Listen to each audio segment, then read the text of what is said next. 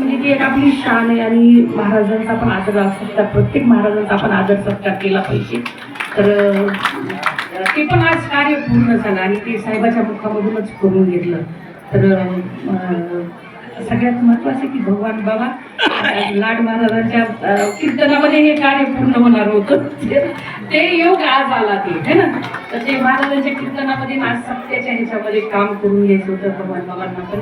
तर ते पण मला खूप छान वाटलं की आज इतकं मोठं काम व्हायला लागले. तर महाराजांचा खूप मोठा आशीर्वाद मला आहे.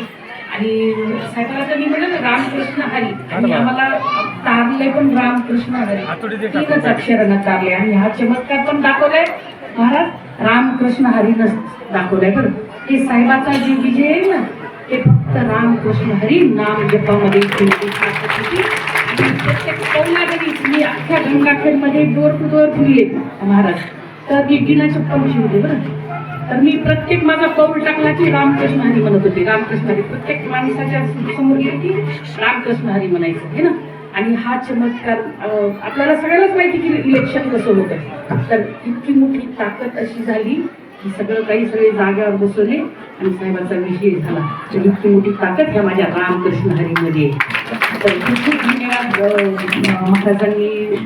काय योगायोग होता समजा करून घ्यायचं होतं आणि महाराजांच्या मुखामधून झालं आणि आमच्याकडून करून घेतला. तर ती खरीच खूप मोठी सेवा आहे आणि आमच्या माध्यमातून करून घ्यायला लागले. लाड महाराज पण करून गेले. तर खूप खूप आभारी आहे महाराजांची, आपल्या सर्वांची पण खूप खूप आभारी आहे. रामकृष्ण हरी.